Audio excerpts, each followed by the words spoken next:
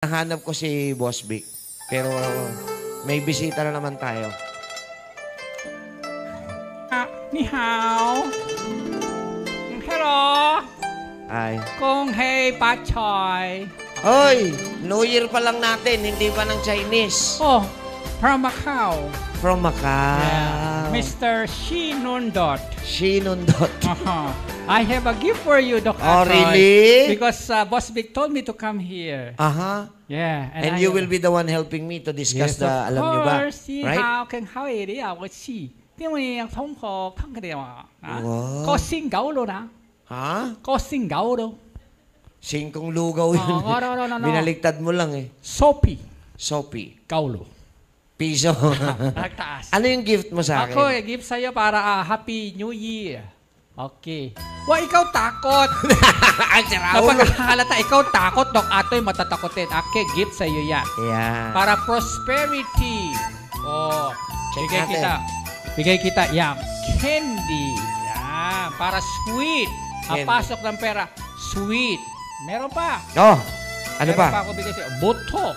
Ano yan? Buto. Buto ng... Buto ng kahit ano. Okay, para You- saan? You tanim and then you wish. Oh, Para prosperity. okay. Maraming salamat pero hindi ito ang... Kainin mo yung buto. Ayoko yun. Pero kaya ka nandito para tulungan ako. Dapat di-discuss ang alam nyo ba? Okay, ano So, yan? ano bang topic natin? Ayan, nakalagay naman dyan. Okay, at topic ngayon, food that naturally heals. Mga kaibigan, mayroong mga pagkain na may kapasidad na tumulong para mabilis ang gumaling kung ano ang pangangailangan ng loob ng katawan. Foods that naturally heals. Eto na. Paringoy, basa! Okay, kung madalas mong nakakalimutan ang pag-inom ng mga supplements, bakit hindi nga natural na pagkain na lang ang isama mo sa iyong diet para makuha ang mga natural na benepisyo nito? Oh, yan. So malinaw 'yun ha. May mga tao na may mga supplement nga may time na naubusan, may mga time naman talaga na wala na. Ito yung topic that there are natural food na pwede nating alternative solution for supplement. Yeah. Okay, sige tuloy. At hindi lang yan. Ang mga pangkaraniwang pagkain ito ay marami pang naitutulong para maalis ang mga pangkaraniwang sakit sa katawan. Aha. Na siguradong may enjoy mo pa ang lasa. Ang ilan sa mga halimbawa nito ay... Sige, isa-isay natin. Ano ang mga pagkain na malaki ang naidudulot na nutrisyon sa katawan natin at nakakagaling? Number 1. buto ng pekwan. In English. Bones of watermelon. Ang galing. Buto, bones, pakwan, watermelon. Tama! Okay. Watermelon seeds. Buto ng pakwan. Okay, ang buto ng pakwan. Bakit daw? Ano ang meron kay buto ng pakwan? Okay, ang buto ng pakwan ay isa sa mga powerful na pagkain na pwede mong kainin araw-araw. Hop! Araw-araw. So, daily doc, wala itong idudulot na masama. Pakinggan natin. Tuloy. Ito ay mayaman sa protina, Protein, para sa liver, vitamina, para sa buong katawan, minerals, para sa utak, na gaya ng magnesium magnesium, na tumutulong sa pagkakaroon ng malusog na Puso. puso at normal na presyon ng dugo. Meron din itong iron. Oy, plancha. Hindi, bakal. Bubo. Iron, bakal. Plancha, mainit. Hindi pwede kainin, oh. Okay. Meron din siya. Zinc. Sino bobo? Ikaw sakit akin. Bawal yan sakit. Ha? Sige. Magalit MTRCB. Wala. Ano to? FB to. FB. Iron, zinc. Copper. Oh! Ano yung copper? Copper, yung tanso. Bakit? Tuloy mo. At ang mga good fats. Yun, ang importante yung good fats na yun, no? Yun yung magle-level ng cholesterol kasi. At Next. ito pa, mababa rin ito sa calories at sugar. So, hindi ito makaka-apekto para sa mga diabetiko at dun sa mga may hypertension. Okay, Okay. nakakatulong ang pagkain ng buto ng pakwan sa pagkakaroon ng magandang balat at matibay na buhok Okay. para maiwasan ang osteoporosis. Aha. Yeah, osteoporosis, ito yung mga sakit sa karamnan. No? Hindi. Ano? Osteo. Pag sinabi osteo, buto. Oh, buto. Okay. At nagpapalakas ng immune system. Kaya kung naghahanap ng masarap na kutkutin, ang butong pakwan ay ilagay sa singit. Ano? Eh, sabi kutkutin. Oh, Yung butong pakwan. bakit to? Nagkuhot ka na singit? Oh, masarap. Subukan mo ikaw. Ayaw, Kutkut ayaw. masingit. Sarap. Okay. Masustansya ang isang buto na pakwan na maaari itong ninyong isama sa inyong merienda. So makakatulong ha. Naghahanap kayo ng healthy na kutkutin. Hindi singit. Buto ng pakwan. Merienda. Dok, gaano karami? Kung gaano karami, kaya mong buksan. Okay, kaso ito lang ha, warning kasi yung balat niyan definitely may alat eh. 'Di ba? So hindi naman namin pinakakain yung balat. Okay. Pero may mga kilala kasi ako, sinusubo siya, tapos nababalatan mag-isa. Okay, Totoo, di ba, no? Ako may tanong. Ikaw tanong, sige. Pwede ba to sa mga warang ngipin? Ako rin tanong. Kung ang warang ngipin, paano siya kagat? Oh?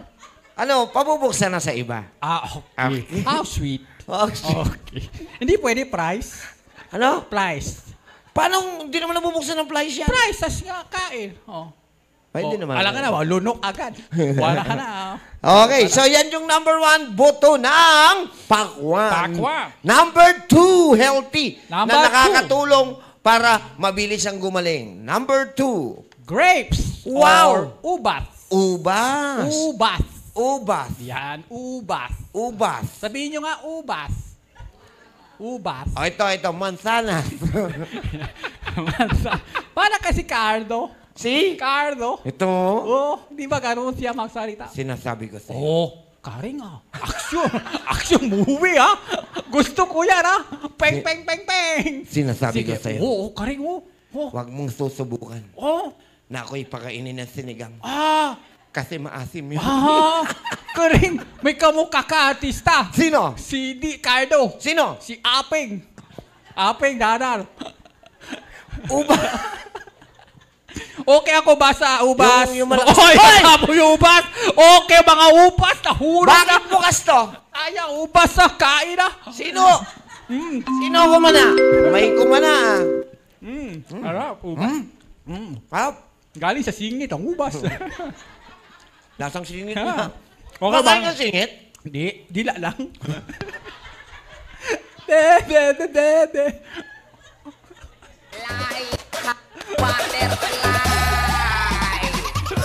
Bakit? Ang singit ba kinakain? Hindi kinakain ang singit. Ako basa.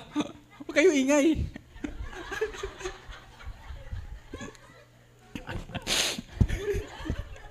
Ako basa na ubas. Ubas. Asa na to? Ang isa, tasa. Naubas. Dali na, ako lunok.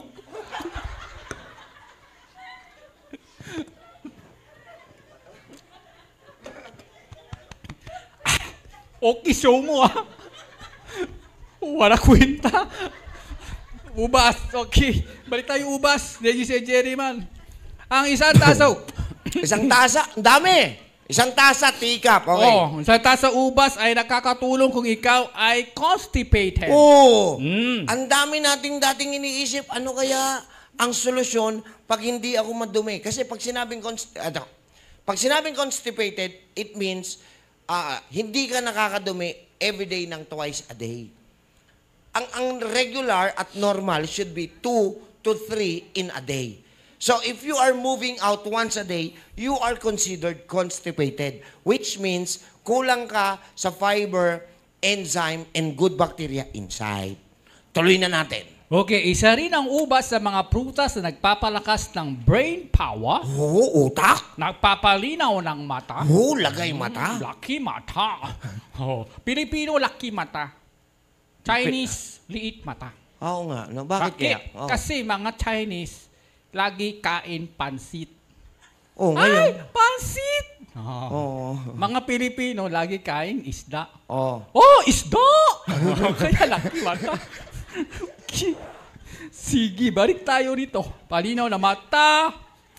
Pumipigil sa mga senyales na mabilis na pagtanda. Oh, malaki po ang anti-aging na matukuha natin. Though, it's a bit expensive kasi ang grapes medyo expensive. Pero marami po ang naidudulot nito na maganda. Tuloy mo, pare. Ang ubas ay naglalaman ng 1,600 na iba't ibang uri ng compounds at ang karamihan sa mga ito ay nakakabuti para sa kalusugan. Kaya nga po, yan ang number 1 na ginawang wine. Okay. Kung mapapansin nyo, yung mga nakatira sa Europe, ito po ha, for your information, sa Europe po ang pinakamababang cases of cardiovascular diseases sa buong mundo. Sila, bakit? They take wine, grape wine, every night. Every day. Kaya ang baba-baba po ng rate ng mga problema nila ng sakit sa puso. Tsaka hindi sila mahilig. Actually, ang wine nila, prior to every meal Bago mag-meal, nagwa-wine sila. Okay, next. Magandang source ng potassium ang ubas na tumutulong para mabababa ang blood pressure. Correct. At ang mga sakit na may kinalaman sa puso, stroke. Oh. Mataas din ang ubas sa melatonin. Ano yung melatonin? Ewan ko sa'yo, ikaw doktor, ikaw paliwanag. Melatonin. Yan po ay... Yan po ay malaki may tutulong para makatulog tayo na maayos. Oh. Relaxing hormone po. Okay. Yung pare, alam nila. Pa-explain mo, doktor ka. Okay. Ang mga ubas ay may matitingkad na kulay na kaya ng dark red, purple, naglalaman ng mas maraming antioxidant kaysa sa kulay green o mas mapuputi ang balat. Correct. So yung antioxidant, ayan po ay tumihinto sa oxidative damages na ginagawa ng free radicals. So yan po ang maitutulong ng ubas. Gaano karami daw? Malinaw naman. So itong ganito, ilagay mo sa tasa, teacup, pwede ng ganong karami everyday. Okay ba yan? Pag diabetic, no problem. Hindi humatas ang sugar content niyan. Oh, basta ganun ka konti lang, ha? Yung iba kasi pag bumanat, isang ganun Oo. Okay, so ano yung number 1? Number Buto one. ng? Pekwan. Number 2? Number 3? Lemon at luya. Ang LNL, lemon at luya. Lemon? At luya. Yan. Dalawang klase ang luya. May luyang puti, may luyang dilaw. Ang English neto, ginger. Ang English neto, turmeric. Okay, next. Okay. Anong magagawa niyan? Ang kalahating lemon Kalahati. at ilang hiwa ng luya Konti lang. ay malaking magagawa para mapalakas ang immune system Uy. at mabawasan ng mucus o plema sa katawan. See? Oh, yung mga nagtatanong, wala naman akong sakit sa baga. Wala naman ako, pero madalas ang plema ko. Oh, ito na yun. Ginger, lalagyan mo ng lemon.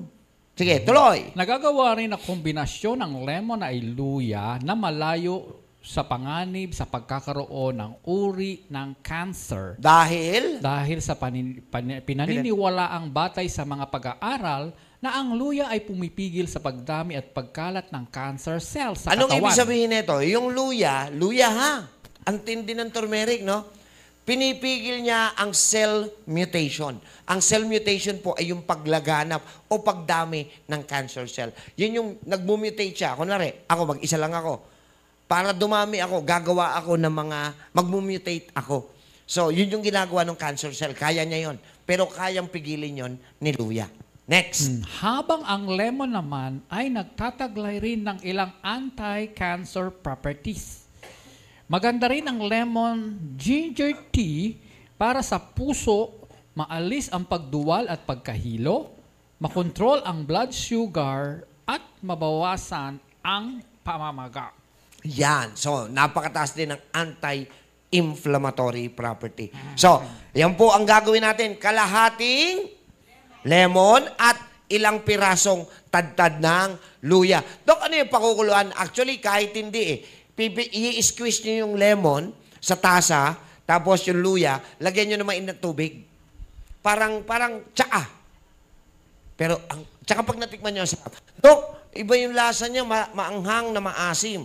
You can put brown sugar or honey with it para sumarap po siya. Gawin nyo araw-araw to, magugulat kayo. Safe at lalakas pa yung immune system. Pwedeng, Dok, if lemon ay hindi available, edi kalamansi, pwede naman. Alright? May natutunan?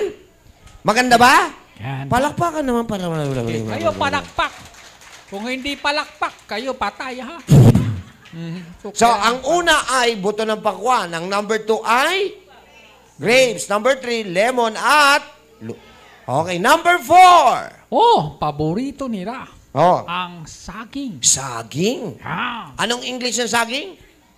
banana. Very good. Oh, banana. Okay. Saging na saba. Anong English? Saging seba. Banana sa iba. Yeah. Oh, sige, go. Ang isang saging Isa lang. Ha? na naglalaman ng tripotan. Tryptophan. Tryptophan Para ka na magmumura. tumutulong para mag-produce ng serotonin at melatonin sa katawan. Ayan, paliliwanag natin ha. Ang sample lang na hawak ko ngayon, saging na saba. Pero ang dinidescribe natin dito, any kinds of saging, ha? Baka sabihin nyo, ito, naku, yung iba ayaw to. Kasi maraming saging. May senyorita, may latondan, may lakatan, may pula, may itim, may asul, may green. Alam nyo na may asul? Hindi nyo ba nakikita yung asul na banana? Hindi pa. Ako rin eh. Nasabi ko lang. Okay, sige. Ano raw ang meron ito? Serotonin. Tryptophan. Okay. Itong tryptophan na to, meron siyang serotonin at melatonin na ito po yung mga hormone na nagbibigay ng senyales para ma-relax tayo. Tuloy mo, pare. Okay. Pagkakaroon ng serotonin ay tumutulong para magkaroon ng maayos na appetite, pagtulog, mood, at kapag may pain, habang ang melatonin naman ay para sa sleep-wake cycle ng katawan. Kita nyo? Kaya ang melatonin malakas na ngayon eh. Di ba? Pero hindi natin alam na ang saging pala, mataas din ang melatonin content. Next. Okay. Mayroon din itong B6 Uy, B-complex. B6 lang, na importante sa normal brain development Kaya dapat bata pa lang pinakakain na ng saging eh. para Kasi- mapanatiling manlusog ang nervous at immune system. Yun. So, yun po ang nagagawa ng ating Saging. saging. Ate Sheena. Oh, matigas na ba saging mo? So, apat na yun.